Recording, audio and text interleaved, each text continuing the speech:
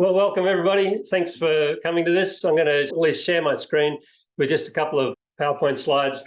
I hope you guys are in the right place. This is a series called First Saturdays, which is hosted by the ANZ, which is short for the Anabaptist Association for Australia and New Zealand. Mark normally introduces and facilitates these gatherings, but as you've heard, he's not doing all that well, and his brain sometimes gets a bit scrambled. So I'm just leading the things for today.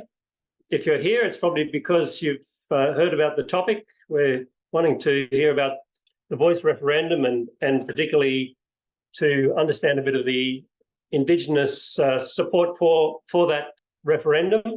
And so we invited Gershon Nimbalker and Safina Stewart from Common Grace, and I'll say a bit more about them in a moment. Unfortunately, Safina couldn't join us, but we do have Gershon, and I'll say a bit more in terms of introduction to him very shortly before I hand over to him. The first thing to do, though, is to acknowledge that in the context of the referendum, it's significant for us as an organisation to recognise that everything we do is on land that is not rightfully ours, and that we've stepped onto land of peoples who were here for tens or hundreds of thousands of years. And so we acknowledge that we are visitors here. We are second comers to this place. And back in 2019, the ANZ signed a covenant, which I wanted to share just a little bit with you, that indicates our support for Torres Strait Islander and Indigenous people. This is just an excerpt from a document, which, if you're interested, we can share the whole thing. But back at a conference that we ran in 2019, we made this statement, and I'll just read a couple of excerpts. Aboriginal people's voices and Torres Strait Islander people's voices have been speaking to us for over 230 years. We've heard them, yet we've failed to listen. And in solidarity, we echo the calls of Aboriginal peoples and Torres Strait Islanders peoples, and these points you'll recognise reflect the Uluru Statement of the Heart. So we echo their call for the establishment of First Nations voice enshrined in the Constitution. We echo the call for a National Truth, Justice and Conciliation Commission, and we echo the call for treaty and treaties. We already made a commitment to that several years ago before the referendum was announced. We also made several other commitments that we would try to involve more Aboriginal Christian leaders in the work that we do.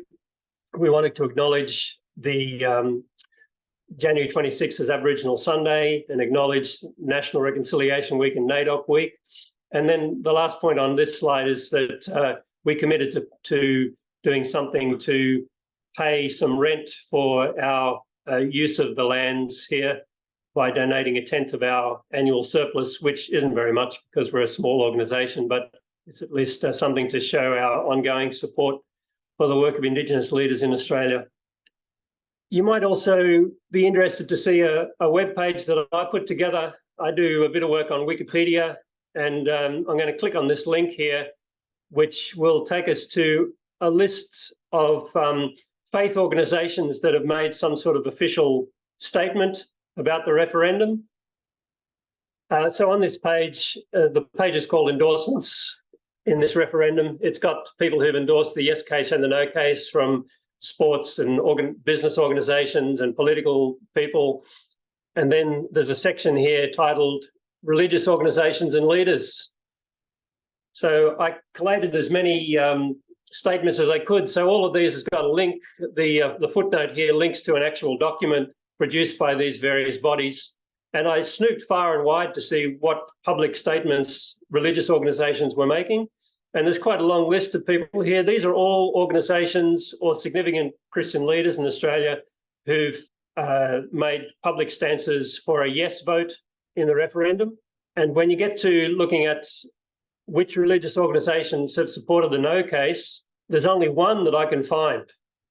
I think there's a fair few informally when you look at people talking on traditional media who are taking a Christian position against the referendum. But in terms of people who put an actual statement together, there's only one that I can find, and you won't be surprised to see that it's the Australian Christian Lobby.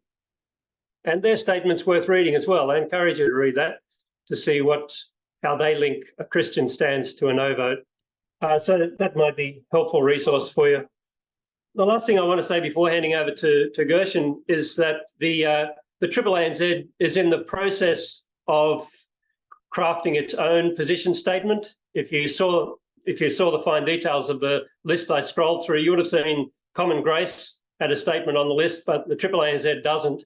We are in the process of writing one where we've been inviting input to that. So if you have some ideas, what we want to do is not just write, 2-paragraph, 1-page thing that says we support this case or that case, but to write a more detailed Anabaptist-inspired theological foundation for how we go about addressing social issues like the one being raised by the referendum. How do we discern God's will as Anabaptists when it comes to social justice issues like the injustice to our Indigenous peoples here? And so, if you'd like to be part of that process, please contact me. There's a process for writing a draft and then sharing that around our members and supporters to see if we can get something close to a consensus on a public statement there. Okay, so I'm going to finish now and give a more formal welcome to Gershon. Gershon Nimbalker is the National Director of Common Grace. Common Grace is an organisation in Australia to mobilise Christians around social justice issues. Of particular relevance for us today is the commitment by Common Grace to listen to and to be led by perspectives of Aboriginal and Torres Strait Islander Christian leaders and to campaign for justice for those people. They also work with domestic violence, justice for creation, and working with asylum seekers. So there's a multi-strand aspect of advocacy in that organisation. But we've asked Gershon, and as I mentioned, Safina Stewart was to join us as well to talk about their understanding of the Christian and the Indigenous support for the referendum. And unfortunately, Safina couldn't make it. But we do thank you for Gershon for spending the time joining us and the preparation you put into this, and to thank you for the broader work that you do on our behalf as Christians seeking social justice. And the work that Common Grace does is quite inspirational, and I find it very informative. So thanks for all the things that you do there. I'm going to hand over to Gershon. He's going to talk for a while and then have some Q&A. Thank you again, Gershon. All over to you. Thanks, Matthew, and thank you for making this opportunity possible. I'll begin with my apologies on behalf of Safina, actually. Safina is one of the most, she's almost like, I refer to her as a poet prophetess. The way she communicates and moves people's hearts and speaks directly to them on these issues, but many issues connected and dear to my faith, is just wonderful, and I've been dearly blessed by it. The referendum, as you may know or maybe seeing in the community or the Aboriginal and Torres Strait Islander community around you, is taking a toll on our Aboriginal and Torres Strait Islander brothers and sisters. Safina, I could have booked, and Bianca have booked at churches and on media almost every day of the week at the moment, every Sunday, but it's stretching them. And Safina has expressed many times to me how much she recognises this sprint to the election, to the referendum, is so important, but also how much of a toll it's taking.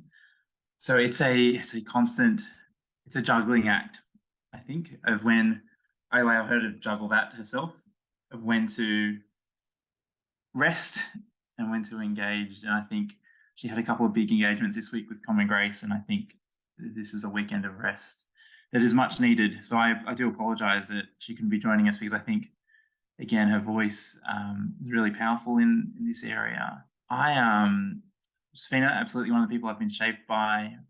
Bianca, who's our Aboriginal Torres Strait Islander Justice Coordinator at Common Grace, is quite young.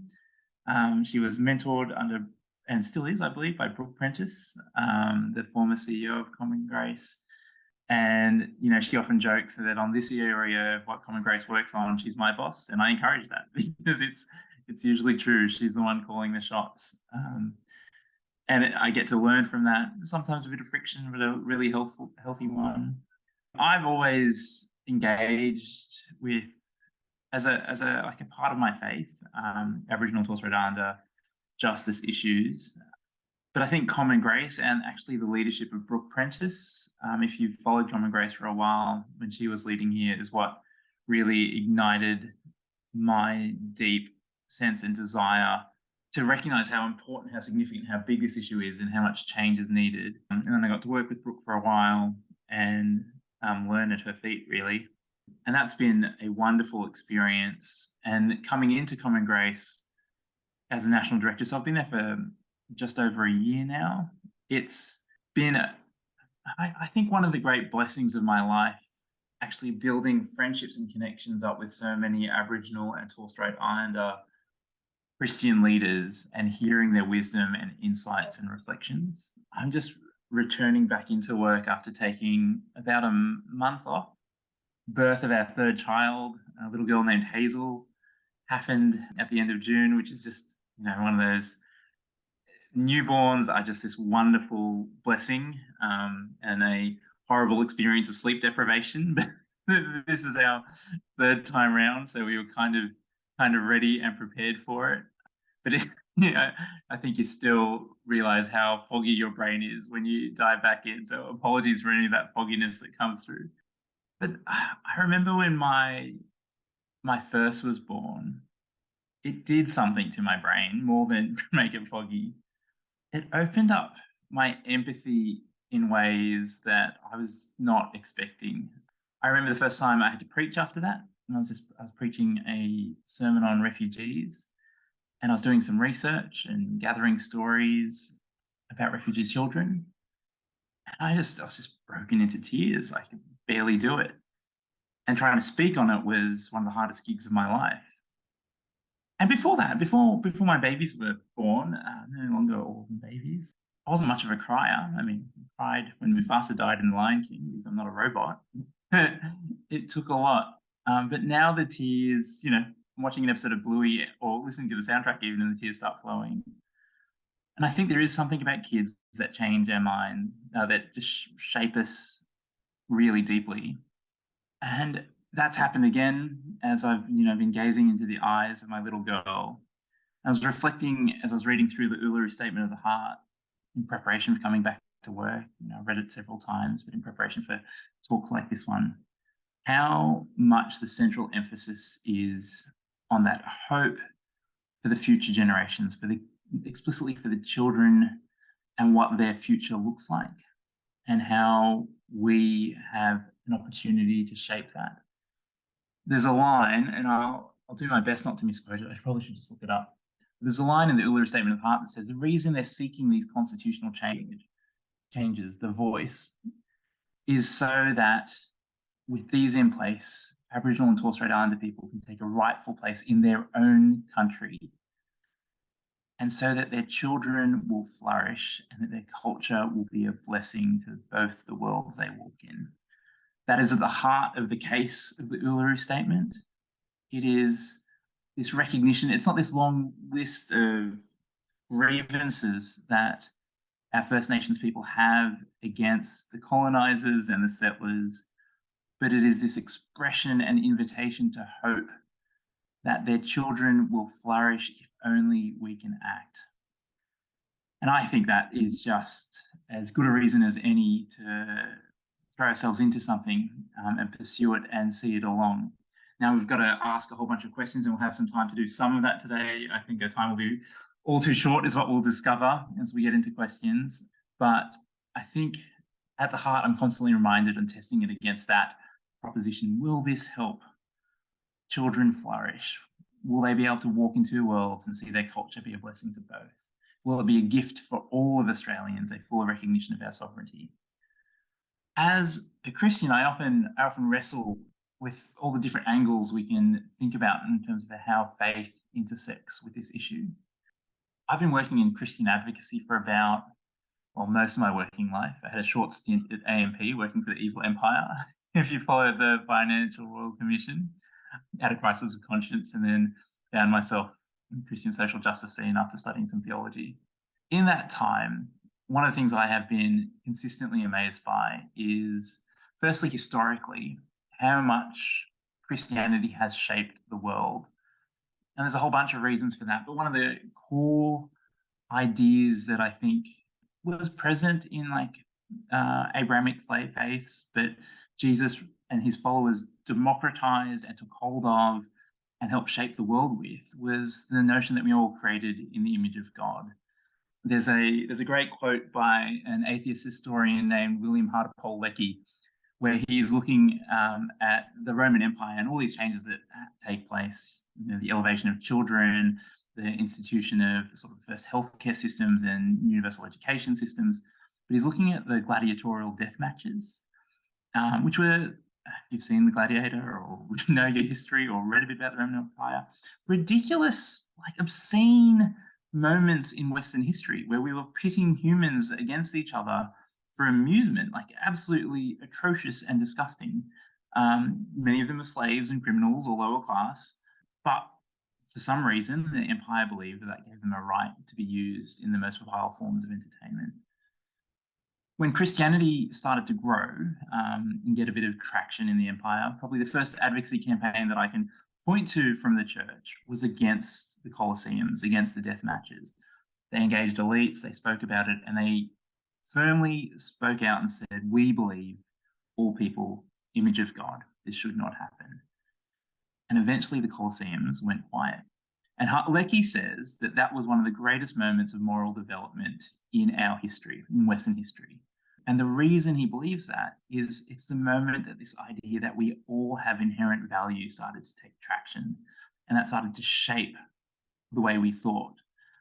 I mean, it's an odd place to start as I intersect with the Uluru Statement, but I often wonder when we get to English imperialism spreading out over the world, had they forgotten that? There's still Christian nation, allegedly. We've got poems by Rudyard Kipling saying this is actually Christian duty to go civilize the savages, essentially. Had they been so taken up with this idea of power and dominance and their own superiority that they'd lost sight of the image of God? And one of the first reminders we kind of get of the importance that I see this hitting back into engaging with Australia's history starts to come from our Aboriginal Christian leaders. This is William Cooper. Some of you may know him. He was a Yorta Yorta man, an advocate, a pastor, absolute hero of the faith, and known for his work on social justice. In fact, he's immortalized in an Israeli museum as being the first person in the world to lead a march in protest of the Nazis and their treatment of the Jews. So yes, he was passionate about Aboriginal justice, but his passion for justice went well beyond that. And he started out it was a part of the Advancing Aboriginal League in Australia, which went on to be one of the significant voices in the referendum, produced many notable members that we recognise today.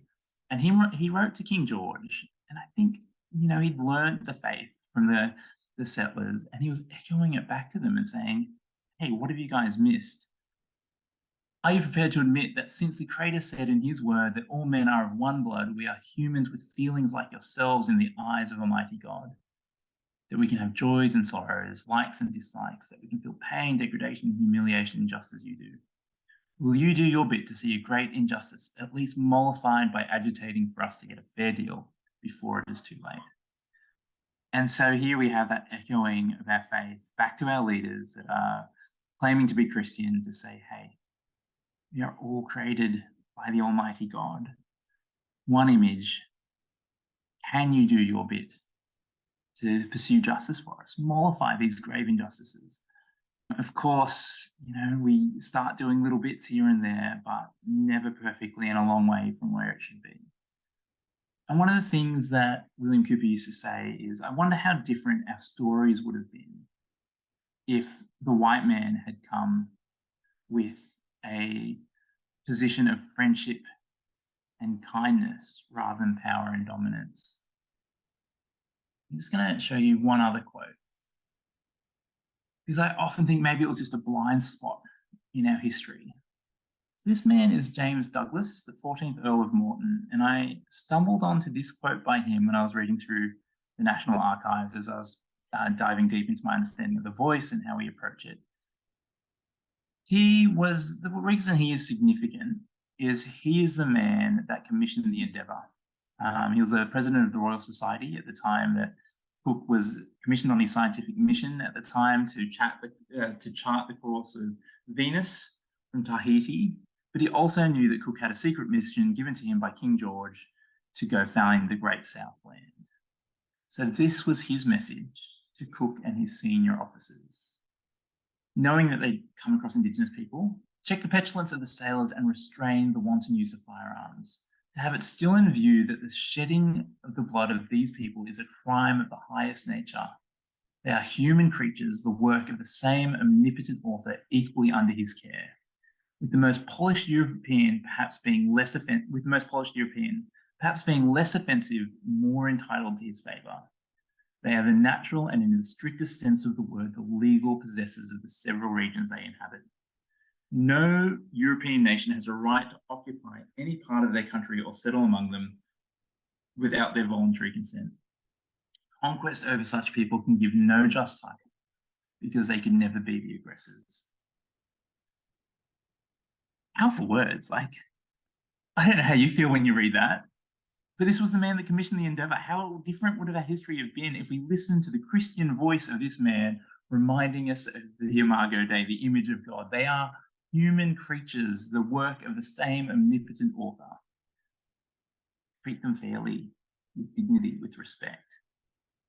And then Cooper's voice comes back to me saying, how different would our stories be now as we face down these centuries of injustice and disadvantage if we had originally arrived recognizing this central tenet of faith.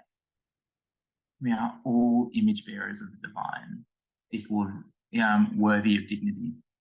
And I think that's a challenge before us now as we approach this referendum. We can't change the past, it is there. But as I think about that vision of how different the world could be for our First Nations children, how different the world could be for our children, if we track this path, I believe we can move the world a bit closer to the way it should be. Certainly the way it could be, and I think the way it one day will be, as God seeks to reconcile all things to himself. So that's how I'm framing the referendum for me as a person of faith. There's more to it than that. But this desire to see us recognize that we could have had a different story, and we should be moving back to that better, more hopeful story, that vision where all people get to flourish. Reflecting on the Uluru Statement of the Heart, Matthew's asked me to think about the no case as we talk about this together in the time that we've got.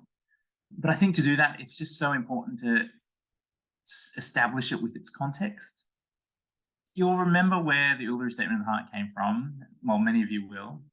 It's got a long history. One of the things that I think is great on both sides of this debate is nobody's arguing the case that we shouldn't change the Constitution. Both sides of the debate are saying the Constitution does not recognise First Nations people, and that is a problem. It's a blight on our Constitution, and it needs to change. In 1967, it did reference Aboriginal people. Torres Strait Islander people have never been referenced, but it referenced them in context of, prior to 1967, it referenced them in context the federal government not having any race-based powers for them. So the powers were distributed to the states and often being misused. That's where all the missions and things were coming from. So it was a great move forward in justice, towards justice, by saying, let's remove the reference to Aboriginal people there. So the federal government then consolidates this power. So the federal government already has race-based powers in the Constitution that currently exists. Those race-based powers were originally drafted for the Chinese because we were worried about the mass immigration of Chinese coming in when the Constitution was drafted. But the only time it's been used since 1967 is for Aboriginal and Torres Strait Islander people. So they're in there, the federal government has powers over them, but there was no change. It removed them from the Constitution and put them in this group of race-based powers, but no recognition that maybe they should be consulted as part of those powers being used or exercised. So it was a huge step forward in that it removed the powers from the states. It also meant that Aboriginal people for the first time were counted as part of the rest of the Australian population. And the most successful referendum we've ever seen, about more than 95% of people voting for the positive. There was no organised no campaign at the time. But since then, we've said we've got to recognise our First Nations people. In 2010, Julia Gillard commissioned the Expert Reference Group to look at that very question. They did a lot of research, had a lot of progress on that. They recognised who was around. I think everyone here, if you were in Australia at the time, would have been around for the Republican referendum. People remember voting on that. Getting a few people saying yes. Who wasn't in Australia at the time? Or who wasn't voting here? Anyone? I'm looking at faces, sorry. I'm looking at the video still. You're probably all just seeing me. You may remember that Howard snuck into that referendum a question about recognising Aboriginal and Torres Strait Islander people in the Constitution, in the preamble, and it was rejected.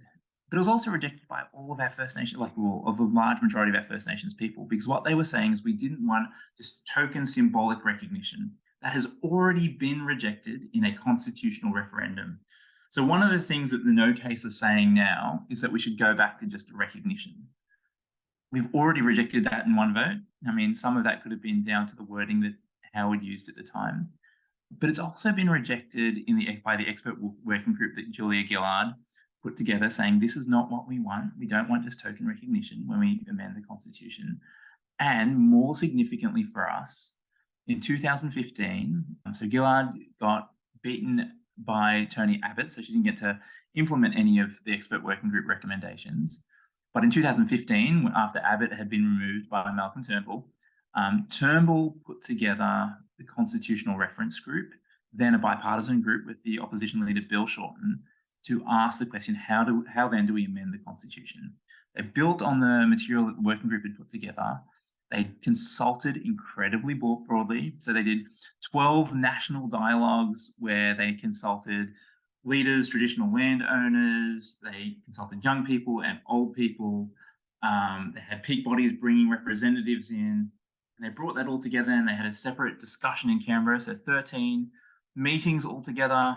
They consolidated all of that information and work into a discussion paper where individuals and organizations could comment on.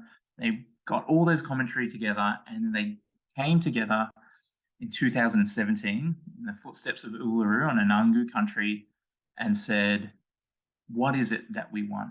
What is it that we are calling for? And 250 representatives came there and they had delegates alongside them, or more than 250, close to 260, I should say. And they came together on Anangu country and they came up with what I think are some of the most beautiful words ever penned in Australia, the Uluru Statement of the Heart.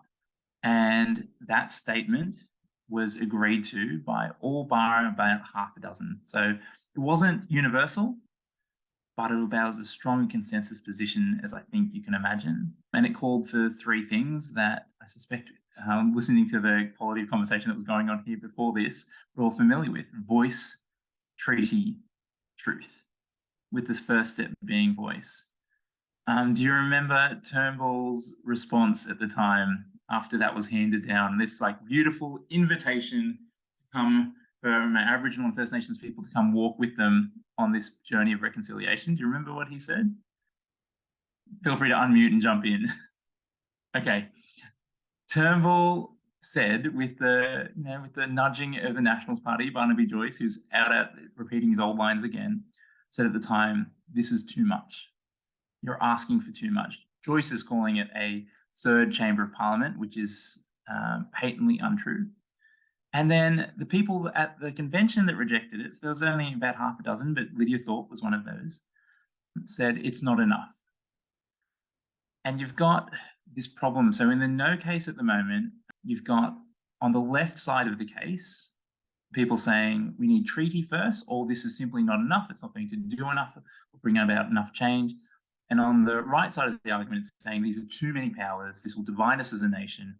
This special group are going to have these special controls over our country. And then you're going to keep asking for more and more and more that they don't deserve. And it's kind of divided on those pathways. The architects, and I've been lucky enough to talk to a few of them in this role, which is, again, a crazy privilege, and I recognize that. they were really intentional about what they were asking. They knew it wasn't everything. Of course, it's not going to be everything. No single bullet is going to get us to where we need to go to when it comes to reconciliation. But they said this is more than that token symbolism that has already been rejected. This is a significant piece that moves us towards self-determination, which we know is crucial. Megan Davies, in one of her comments around this, says, you have to understand the history that was leading up to that to understand why voice is so important. When Abbott came into government, a lot of the domestic self-determination initiatives that were in place in all these Aboriginal countries around Australia were defunded, and all that money was moved into reconciliation plans, so to corporations to go run their own programs. So the Aboriginal people were reeling on the back of decades of seeing this happen to them over and over again. So you may remember ATSIC, which was a national consultative body. As soon as the government got advice from it that they didn't like, or they thought it needed reform, and perhaps it did need reform, rather than fixing it, they scrapped it. And that wasn't the first time that had happened. It happened to several Indigenous bodies put together by governments over the decades. And Aboriginal people had gone to the point where they were just significantly distrusting that any government would keep a consultative body in place. So they said, here it is. Let's put it into the Constitution. Not this new power, just this right to be listened to be heard on matters that impact us. More than token recognition, but by no means an outrageous request. And the wording for it, we've seen the wording for it. We know what the constitutional change is going to be. If we had time, we could probably go through that in a bit more detail, but it's essentially this, they may be consulted. Government doesn't have to consult them. Parliament doesn't have to consult them. Parliament doesn't have to even change its laws based on what they say. So you can see the left saying, of course, it's not enough. But it's just that they have a voice that will be on record on issues that impact them. An entirely fair, I would say, modest proposal that I think perhaps the strongest reason whenever I come back to it about why I am voting yes is that after one of the most extensive consultation processes we've seen, building on the work of some of the greatest Indigenous and non-Indigenous minds and experts, this is the proposal that people have come up with.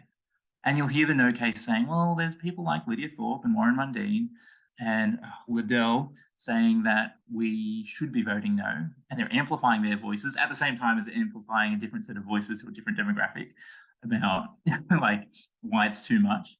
But those people are saying we should be voting no.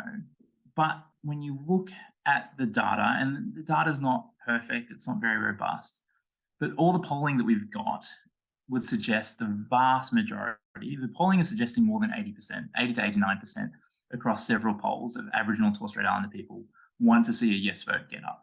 Now, it's tricky to poll people in regions, and it's tricky to poll people that are very, very remote. I get that. But even with those margins of error taken into account, you'll still wind up with the significant majority of Aboriginal and Torres Strait Islander people wanting this to get up. And I think some of that is even in the face of the fact that they don't trust government. I mean, I probably wouldn't trust government if I'd seen all the consultative bodies that they've seen thrown by the wayside or money mismanaged. But I get that. But in spite of that, they're saying this takes us a step forward. People in government that I talk to that are working in like NATSIC or in Indigenous affairs, coming back to me and saying, for those of us that are passionate about this, this will give us the extra ammunition that we need, the extra power we need to start pushing for change. So one of the most significant reasons to vote yes, it is what Aboriginal and Torres Strait Islander people are asking for when we ask them the question, how would you like to see the Constitution changed? Secondly, I mean, if it was an outrageous ask they came back with, we might go, oh, that's too much. You'll change the shape of our nation for the worse. It's not. It's fair. It's modest, yet it's still meaningful. It will bring about positive change on the outcomes that we are all concerned about. And we can talk a bit about how that can happen in a moment, but things like health and education. There's a huge swath of research. Everybody, like it's almost an adage that we just accept now, that policies do better when we hear the voices of those that are being impacted by them. We just know that, right? Like we know that intuitively. If we listen to people about the decisions we're making on their behalf or that are going to impact them, we'll make better decisions. That's at the heart of what the Uluru Statement's voice call is calling us for. So I put all that together and I go, well, that's all pretty compelling. There's a long history going back over 100 years. I won't read the list, but there's Christians that have been advocating for more self-determination and for justice for Aboriginal people, and Aboriginal Christians as a part of that for well over a century. And this is the next step, I think, in that process. I think about what a no would do. And I was talking to Noel Pearson about this just a week or two ago. And he's not very bashful on this point, particularly when he's in a more private setting. He's like, if we get a no up, it will confirm to me and many other people that have been in the public sphere for such a long time that our country is just ingrained as racist. And I'm never doing another welcome to country again. I am done. And it will, because I don't want you guys to be welcome here anymore. But I think his broader point was that for so many, it will deflate all the momentum, all the energy, all that progress for things like truth and treaty. The next steps will slow right down. I think the no case know that. Like, I think at times that's exactly the point they're making, actually. If we vote no, we don't have to worry about treaty and truth-telling because it will all stop right here. The yes case, on the other hand, like the 67 referendum, it's a moment of national unity where we come together, we find ourselves energized about the progress that we made. We're taking up that invitation to walk hand in hand with our Aboriginal and Torres Strait Islander brothers and sisters, recognizing that we want a brighter future for their kids and for our kids, and taking those steps together. And it opens up those possibilities of wrestling with the hard truths of our country, wrestling with what does it look like to have a better decision-making process between Aboriginal people and the rest of our nation. How do we form treaties between Aboriginal countries and Australia? And I'm excited by that. You know, there's a lot of people in the campaign right now that are just saying, oh, we just need to put a brave face on and just keep talking about the positive. Like I am, like if I'm honest, I'm a little bit shaken. The no case is getting a lot of traction, and it's hard to change our constitution. We've never had a constitutional referendum pass where it hasn't had bipartisan support, because all you have to do is sow enough fear and doubt and say, if you don't understand it, don't vote for it. So I'm really hopeful about what yes means. I'm worried that the momentum is starting to swing against the yes case. And I guess my response to that has been to go, I'm part of this wonderful thing called the church, the body of believers in Christ. And to go back to my early point, after a couple of almost 2 decades, over 15 years in Christian campaigning, I am amazed by what we can do when we work together. So for me, it's been calling that body to go, well, we've got a short sprint now. It's probably about 6-7 weeks. Like we are running out of time to try to connect with as many people as possible, to change as many hearts as possible. So Common Grace has been putting together a whole bunch of resources, mostly shaped by Aboriginal and Torres Strait Islander leaders to do just that. We've got table talks, we've got community event guides, we've got church event guides that we're putting out there and saying, hey, hop on board with this. So, I mean, most of the notes of what I've talked about today, I think I've summarized in an essay, which is available as part of those talks. But like there's a whole bunch of resources that we are putting out there, hoping that we can get, we're a small team, it's, you know, on a pretty shoestring budget. But my hope is that we can't do that much. But if we can empower the church, the broader church, a movement that has tens of thousands of Christians connected to it, to take up their bit and do some more, that's where transformation can happen. So yeah, time for questions now. And we can go into any specifics of any of those no questions that you might be hearing, or how do you respond to them? Got about 15 minutes. I knew we'd run out of time. I'm so sorry. No, that's great, Gershon. There's so many rich things to think about there. Thanks for covering so much ground. So yeah, if people want to ask questions, now's your chance. Unmute yourself and throw Gershon some curly ones. I think the most crucial support actually, or thing that unravels it, is coming from the no vote. For those who are saying that we should not be voting for it, they should look to these people who are saying there is nothing much in it. So they're actually supporting, they have the strongest support given to yes people, because they're saying that it doesn't make much of a difference.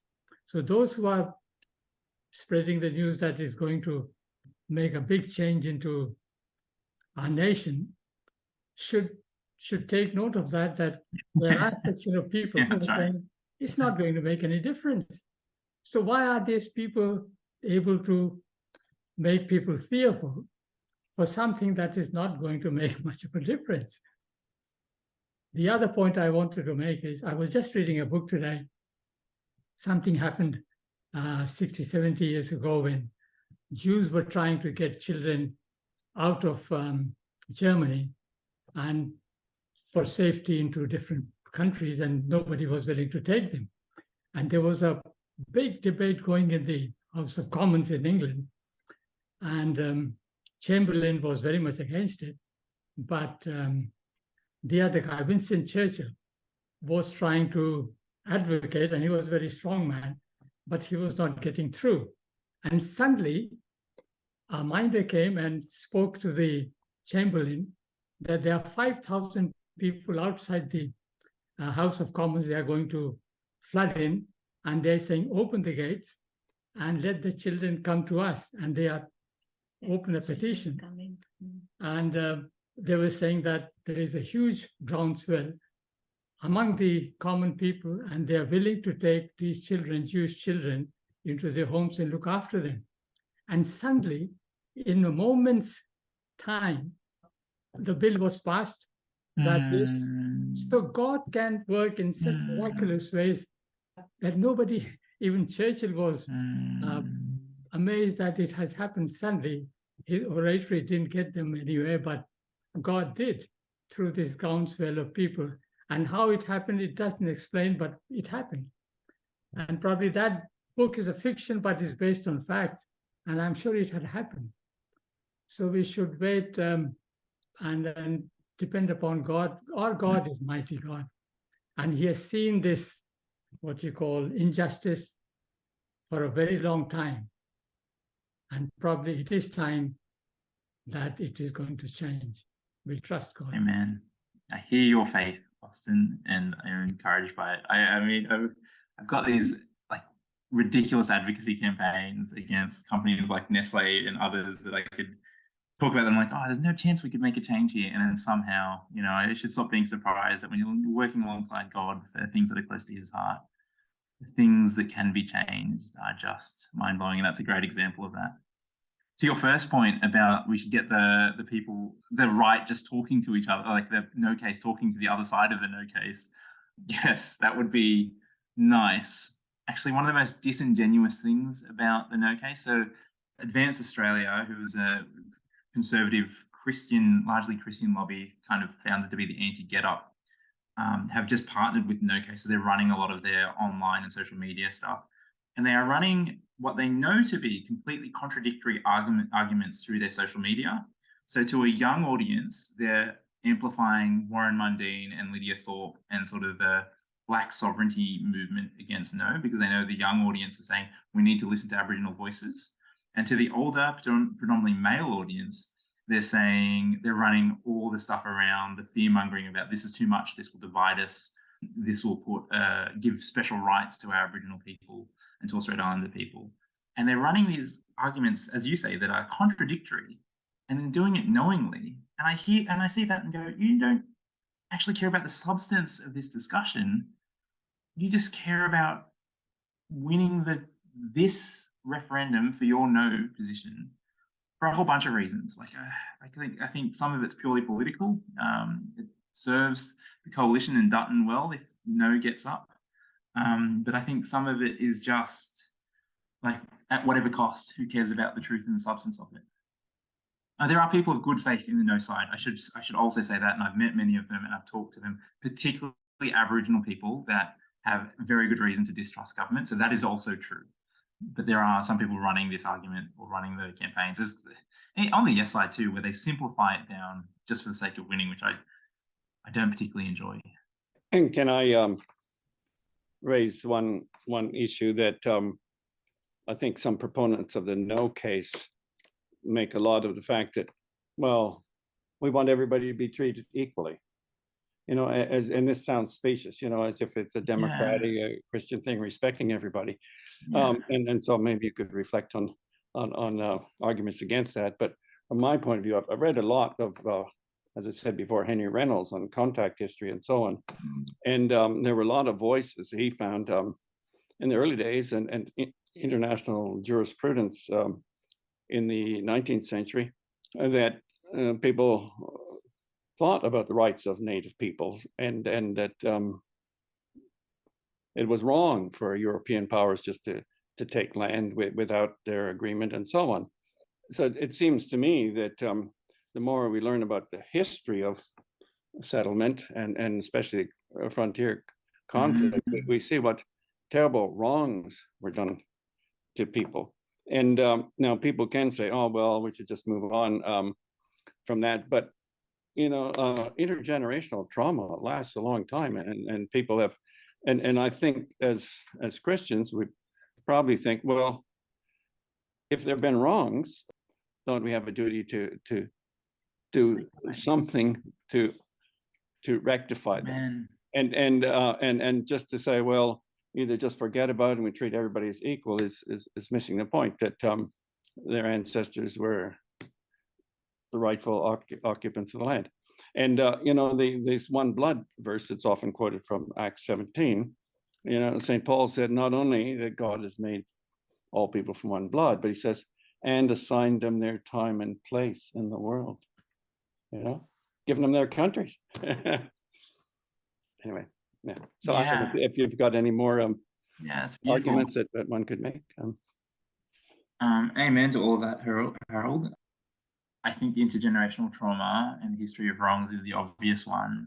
I mean, and that's connected to the fact that we are already making laws for Aboriginal and Torres Strait Islander peoples.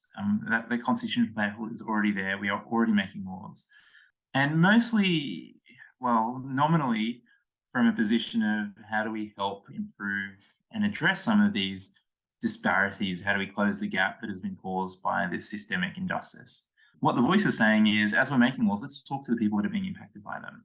I think we are very lucky to live in a sort of a liberal democracy in Australia, which means that we all get a vote. But it also means that when you are a people that make up just 3% of the population, it is so easily for your voice on matters that impact you to be drowned out, dismissed, or willfully ignored, particularly when it is not relevant. If you think about the Ute and Gorge example of people of Indigenous voices saying this needs to stop and then being ignored and steamrolled for economic benefits. And that happens all the time. Like when we think about the Northern Territory intervention or even how the dialogue takes place around that, these are people just saying, listen to us before you make policy on our behalf. Those things all intersect. I think it makes sense. There is a problem that we are recognizing. We're already recognizing it as a national priority that we need to close the gap. We're already making policies. Let's listen to the people that we're making policies for. Because, and part of that is a step towards, and it's not the final step, it's by any measure, it's a step towards trying to undo these wrongs that you were talking about, Harold, to bring about reconciliation. And the Uluru Statement of the Heart isn't this demanding document saying you need to carve out more space to hand us back control of our country. It is saying our children deserve the right to flourish. And hidden in there is the recognition that children are being separated still from First Nations people at obscene rates. And the Aboriginal and Torres Strait Islander people are the most incarcerated peoples group on the planet that we have data for. So how do we address that? Let's get better policies in place and start listening to the people that we're trying to help. I don't know, I don't know if that helps round it out for you. I will add what you said into that now when I'm talking about it, because I think that was really useful too. I just wanted to add to that, Grace, that we have worked with the Central Land Council, and part of a lot of what they have done when we've worked on land claims, the history has just been frightening. What has come from them, talking about what happened to them. And I think about the decisions that are made for them by us, who, I mean, so many people have no conception of what the intervention meant in particular. And some of the Kaidish people that we'd worked with in Central Australia were really voicing their fears. They were just horrified at what had happened. Why don't you speak to that? No, I'm just showing you. This is the book that Grace put together, Kaidish Country, an Aboriginal History of the Barrow Creek Area, the Kaidish people in the Northern Territory. So carry on. Yeah, well, they'd never had it. I mean, the story was all the white people that had been massacred, you know, the telegraph station people that had been massacred by fierce Kaidish warriors in Barrow Creek. And the Aboriginal people, the Kaidish, had never had their voice. Their rejoinder to this, why did they do this? And so that's what this book was for. And it consists of their voices only, their stories that they told. Awesome. And it was just amazing to hear these stories and the graciousness that the people showed to us. But I mean, this is just all background to, if we don't give them a voice, this was a little bit of a voice, but I mean, really, what is it going to be for them? And I have a friend who's the head of the Torres Strait Island, well, GBK, which is the native title body that embraces all of the Torres Strait Islands. And he said that the status of the voice was going to really help to move things forward as he could see it. Because even though there are all these organizations, Aboriginal, Torres Strait Islander organizations, they're just not really getting anywhere. And the voice is an independent body of the government that can do this. And it's just so important. This is Louis Ned David. And I really was glad to hear him say that. That's awesome. And can you send me the link to that book? Is that in the chat? Well, I'm not sure it's online, but it's Kaidish Country, compiled and edited by Grace Cork with some translation. That's amazing, Grace. IAD Press, Alice Springs, which is Institute for Aboriginal Development, and it was done in 1993, I believe it was. Yeah, amazing. Yeah, I can put the information in the AAA mailing. Can I sign up? Yeah. This has been such an amazing group. I have a question that I'll ask Matthew later about how everyone got involved with this. This is fantastic. Gershon, can you say a bit more about the Black Sovereign movement, your understanding of their concerns that accepting constitutional change might be accepting an authority that they don't acknowledge? Yeah, I had the, again, privilege, I would say, of talking to Lydia Thorpe about this directly. And that her position was at that time, I mean, this was while she was still in the Greens, so I think being a bit reserved, but her position was essentially that they don't recognise the Australian Constitution at all.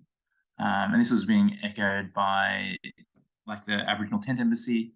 They don't recognise the Constitution at all. So being included in a constitution prior to a treaty-making process being put in place, or a treaty being put in place, would push them into a position where it is changing what their view of sovereignty should be.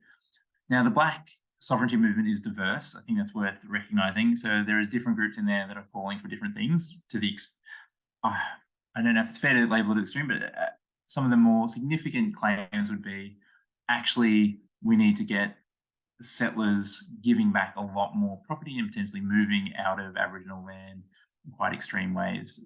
Language that would be very frightening to a lot of Australians. I don't think that's what Lydia was saying.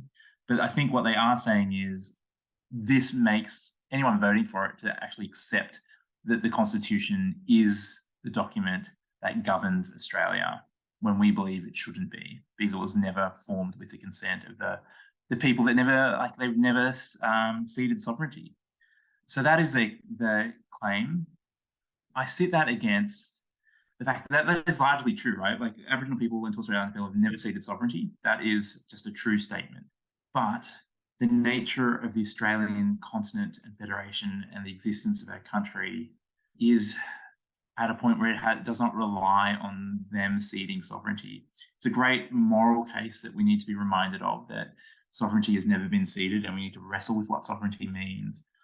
But I don't think there's no international organization, no legal positioning is making the case that the sovereignty of the Australian Federation is reliant upon Aboriginal and Torres Strait Islander consent at the moment for it to exist. And if that is the case, I mean, this is quite a technical argument, but if that is the case, then you sit there going, okay, realistically, how do we make the most change possible? All constitutional experts are saying the voice will not affect current claims of sovereignty. It's not going to have any effect on that. So that's the first point. And the second point is to say that, okay, then how do we move that sovereignty movement forward in the best way possible? Well, we need this process of voice will help with treaty making. It will help with sovereignty, is what most people are saying. So it's a sticky one, because I think if you don't accept Australia, like you just don't accept that this is a nation that has ever been legally formed, then you've got to work out what is your pathway for advocacy then? What are the things that you're calling for? And I think that is something for the Black sovereignty movement to wrestle with. And I'm sympathetic to some of what they're saying, but my position is I think this will help us achieve the things that they want.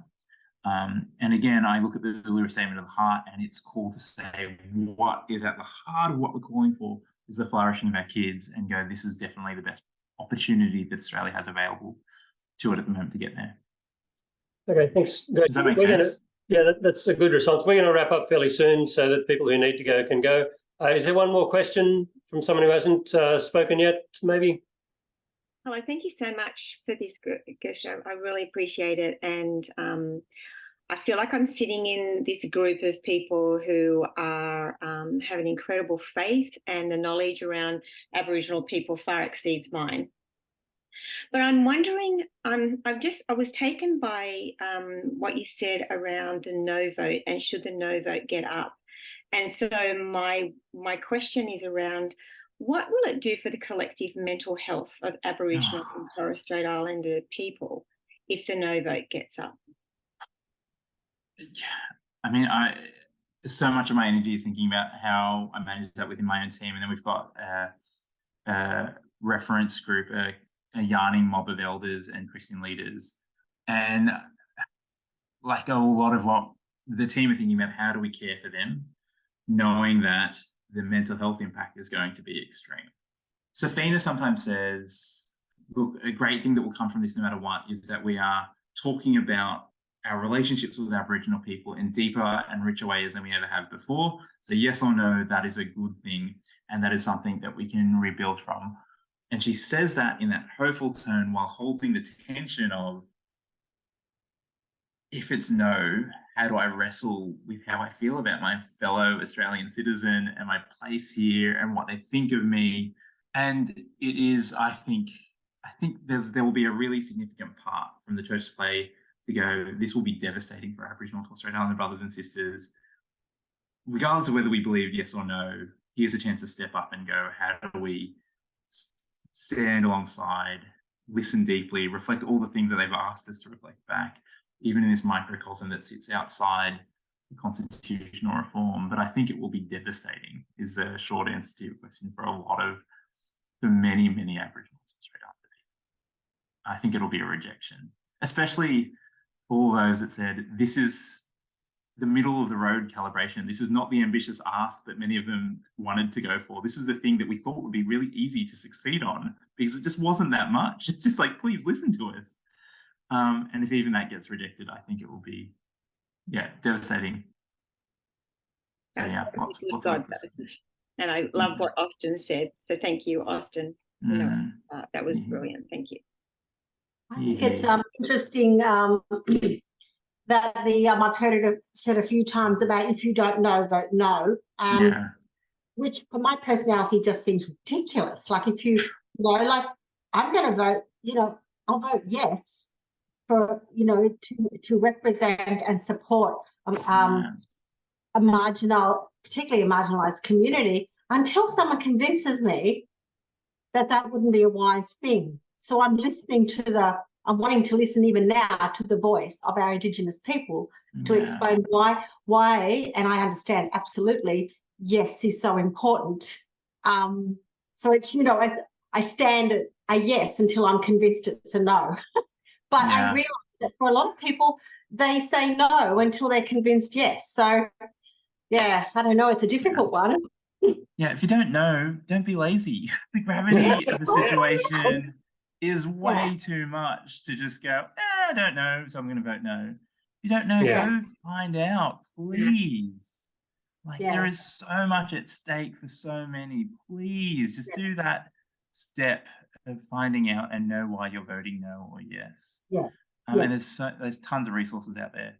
And we have, so one of the things we have done, because we know Aboriginal Torres Strait Islander leaders are in such high demand at the moment, is in our church resources and our table talk resources, we have heaps of video resources of them talking to these questions. So please, if you want to, I'm so sorry Safina isn't here, but you can hear Safina on a bunch of videos speaking to these issues if you'd like to, as well as a bunch of other leaders. Also, can you also pass on to Safina that I admire her for saying I can't come this weekend to talk to us, even though having met her down at Surrender, I would love to have, had some time again this afternoon. But I admire her and please encourage her that she's done the right, she's made the right decision, because it is a sprint. She needs to take a breath, get some nourishment, and well done, Safina, for actually having the guts to say, I just can't do that today. I'll pass that on. Yeah. Thanks, guys. Okay, so we're going to wrap up the formal part. So we'll keep the Zoom room open for people who want to continue chatting. But I thought I might close with a prayer. I want to pray for shalom for all of Australians, all of the people living on this country. And by shalom, as good Anabaptists, we understand that to be a wholeness, a rightness that goes beyond simple peace. And so we pray to our God of peace and our God of grace that this land would find its right place, where things are whole and true and good for everyone, that this might be a place where all of our children may flourish. We pray for the personal health care for Indigenous people during this process, for Safina, for Bianca, for Gershon, as they do this work of advocacy, and for all the many other people who are putting heart and soul into this work. And we pray for the fruit of the Spirit to be shown in these times. And as we wrap up, we might just think through that fruit and pause to think about what role love might have in this referendum, in justice for our Indigenous people, in shalom for the whole country, and joy, and true peace, patience, or kindness, or goodness, or what the new RSV calls for generosity, or faithfulness, or gentleness, for self-control, and for beneath and above all, for love. Amen. Gershon, thanks for being here with us.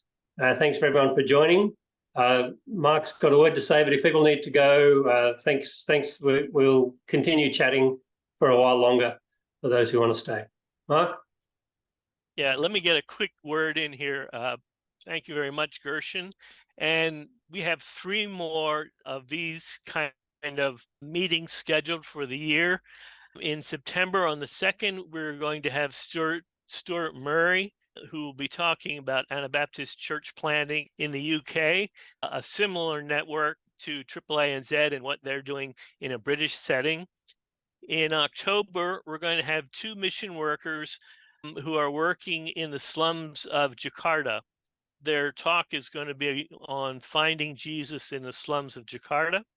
And then on the 4th of November, we're going to have the head of creation care work in the U.S. Anabaptist setting, Doug Kaufman, who is going to be speaking about creation care from an Anabaptist perspective.